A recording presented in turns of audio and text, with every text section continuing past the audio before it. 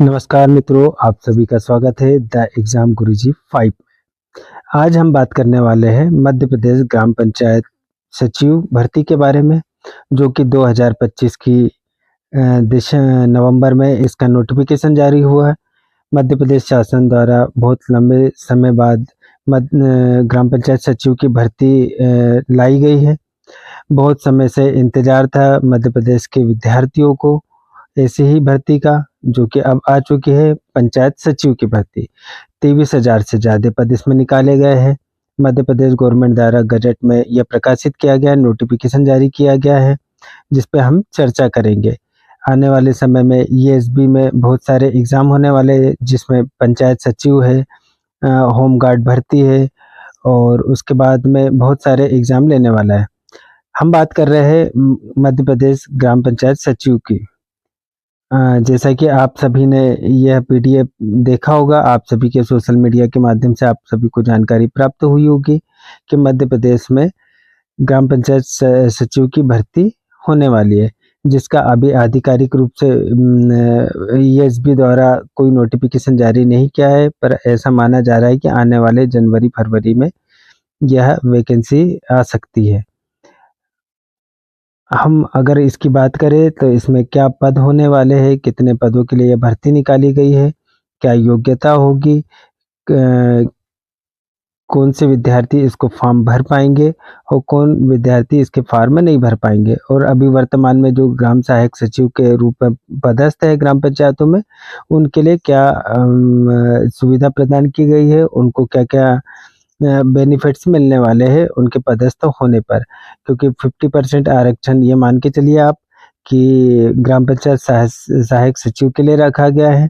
कुल 23,011 पद स्वीकृत किए गए हैं मध्य प्रदेश शासन द्वारा। इसका एग्ज़ाम जो होगा आने वाले समय में होगा, इसमें सीपीसीटी परीक्षा जो है उसको अनिवार्य रखा गया है। सीपीसीटी परीक्षा कंप्यूटर दक्षता प्रमाण पत्र होता है, जो मध्य प्रदेश शासन द्वारा लिया जाता है, जिसमें हिंदी व इंग्लिश टाइपिंग होती है। हिंदी इंग्लिश टाइपिंग में से हिंदी टाइपिंग जो है उसमें पास होना अनिवार्य है। अगर आपने सीपीसीटी का परीक्षा दी होगी या आने वाले समय में आप जनवरी में इसके सीपीसीटी परीक्षा दोबारा से होगी, उसके आप फॉर्म भर सकते हैं। अगर यह वैकेंसी के पहले सीपीसीटी परीक्षा होती है तो आप इसका सीपीसीटी का परीक्षा देकर उत्तीर्ण कर यह फॉर्म भरने के लिए पात्र होंगे। हम बात कर लेते हैं कि इस जो ग्राम पंचायत सहायक सचिव का जो फॉर्म भराया जाएगा, इसको कौन लेगा? तो ये जो फॉर्म है इसको ये आप मान के चलिए कि ईएसबी द्वारा ही लिया जाएगा, जैसा कि नोटिफिकेशन में जारी किया गया है। अगर हम बात करें ग्राम पंचायत सचिव की, तो आपको किसी भी मान्यता प्राप्त विश्वविद्यालय से स्नातक उपाधि होना चाहिए। कंप्यूटर दक्षता में सीपीसीटी हिंदी टंकन से पास होना चाहिए। और अगर हम बात करें इसमें कि जो पूर्व में ही जो जीआरएस यानी ग्राम सहायक सचिव के पद पर नियुक्त है, उनकी योग्यता की तो माध्यमिक शिक्षा मंडल एवं मध्य प्रदेश द्वारा 10वीं 12वीं उत्तीर्ण होना चाहिए।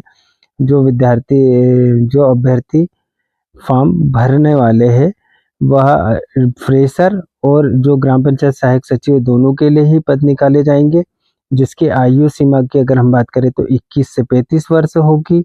और जो अभी ग्राम पंचायत सचिव जीआरएस पद पर है अभी, उनके लिए अगर एज की बात करें तो वो 50 वर्ष की आयु तक के फॉर्म भर सकते हैं।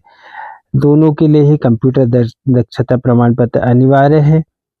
अगर ईएसबी का नोटिफिकेशन जारी होगा उसमें और क्लियर हो जाएगा कि आपका कंप्यूटर दक्षता प्रमाण पत्र आपके पास होना चाहिए, या हो सकता है ऐसा भी नोटिफिकेशन में आ जाए कि आप परीक्षा उत्तीर्ण करने के बाद सीपीसीटी का डिप्लोमा 1 या 2 साल के अंदर पूर्ण करें।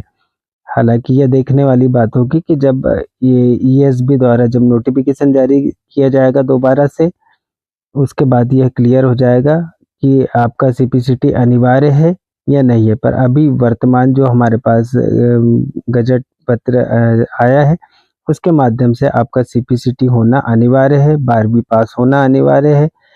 और जो फ्रेशर रहेंगे उनके लिए स्नातक होना अनिवार्य है। अगर एज की बात करें तो 21 वर्ष से 35 वर्ष तक के फॉर्म भर सकते हैं, और जीआरएस जो जीआरएस कोटे में है उनकी आयु सीमा 50 वर्ष रखी गई है।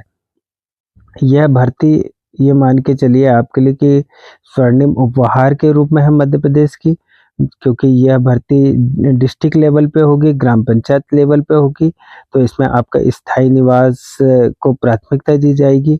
अगर हम वेतनमान की बात कर ले तो जो सचिव का पद होगा उसमें प्रथम वर्ष के लिए 10,000 रुपये प्रति माह दिया जाएगा।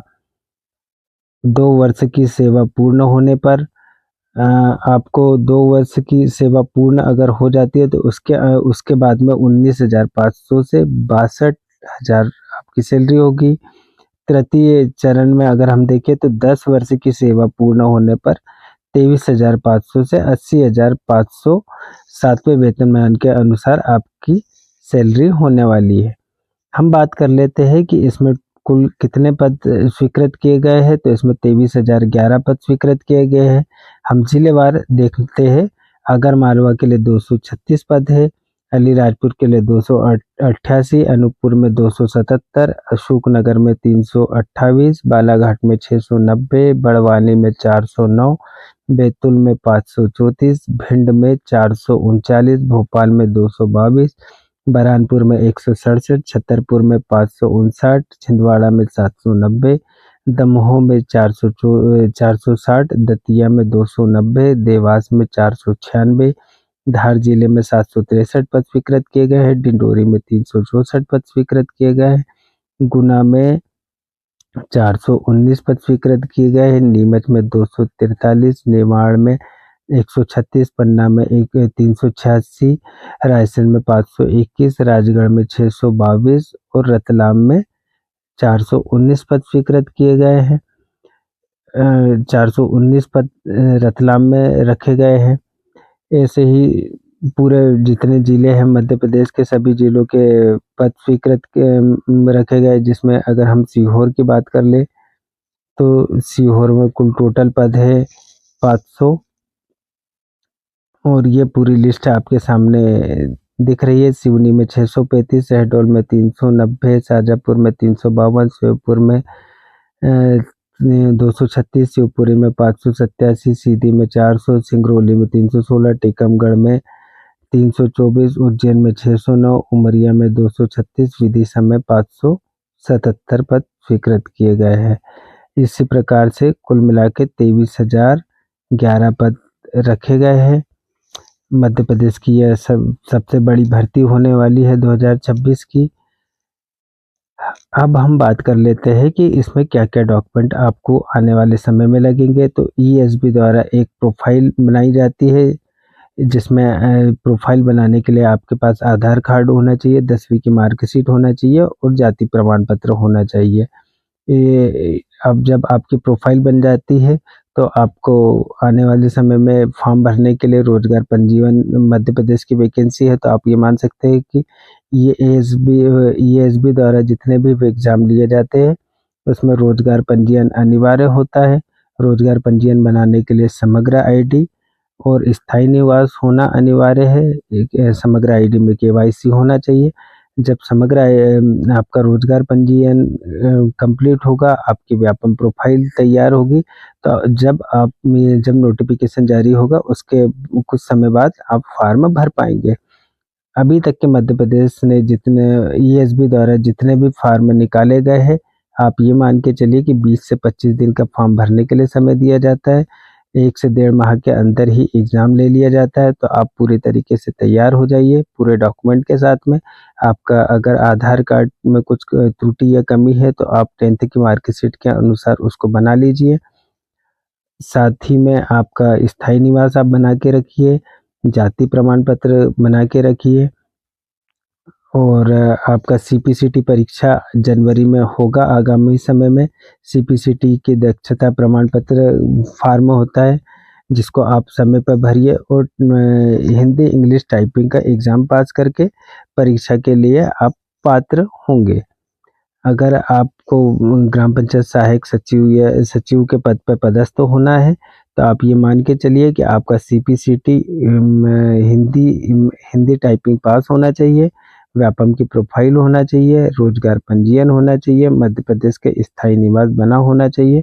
ये पूरे डॉक्यूमेंट कंप्लीट होने के बाद आपको फॉर्म भरने में आसानी होगी, आपको किसी भी प्रकार की परेशानी का सामना नहीं करना पड़ेगा।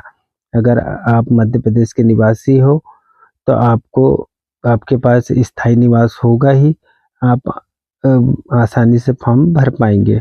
तो ये थी हमारी जानकारी मध्य प्रदेश ग्राम पंचायत सचिव को लेकर, जो कि अभी गजट पत्र में प्रकाशित हुआ है। ईएसबी द्वारा अभी कोई भी नोटिफिकेशन जारी नहीं किया गया है, पर आप ये मान के चले कि ये आगामी फॉर्म जनवरी-फरवरी तक के आ सकते हैं। अभी तक के इसका कोई आधिकारिक सूचना नहीं आई है। जैसे ही अगर कोई सूचना आती है तो हम अपने चैनल के माध्यम से आप तक यह जानकारी पहुंचाने का प्रयास करेंगे। अगर और कोई अपडेट आता है तो वो भी हम आपके सामने शेयर करेंगे। कंप्यूटर बेस्ड एग्ज़ाम होगा। अधिकतम एग्ज़ाम भोपाल, इंदौर, ग्वालियर, जबलपुर, सतना, रीवा में लिए जाते हैं। कंप्यूटर बेस्ड एग्ज़ाम होगा। सबसे ज़्यादा अगर किसी को फ़ायदा होने वाला है तो जीआरएस को होने वाला है, जो अभी वर्तमान में ग्राम पंचायत सहायक सचिव के रूप में काम कर रहे हैं। 12th पास योग्यता होगी, सीपीसीटी की परीक्षा उत्तीर्ण करना अनिवार्य होगा। ये दोनों चीज़ अगर आपके पास होगी तो आप ग्राम पंचायत सहायक सचिव का फॉर्म भर पाएंगे।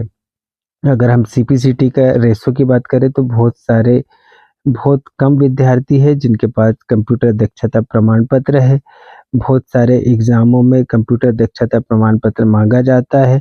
आप ये मान के चलिए कि अब अनिवार्य रूप से कंप्यूटर से रिलेटेड या ऑपरेटर से रिलेटेड या क्लर्क से रिलेटेड जितने भी पद स्वीकृत होते हैं, उसमें कंप्यूटर दक्षता प्रमाण पत्र मांगा ही जाता है।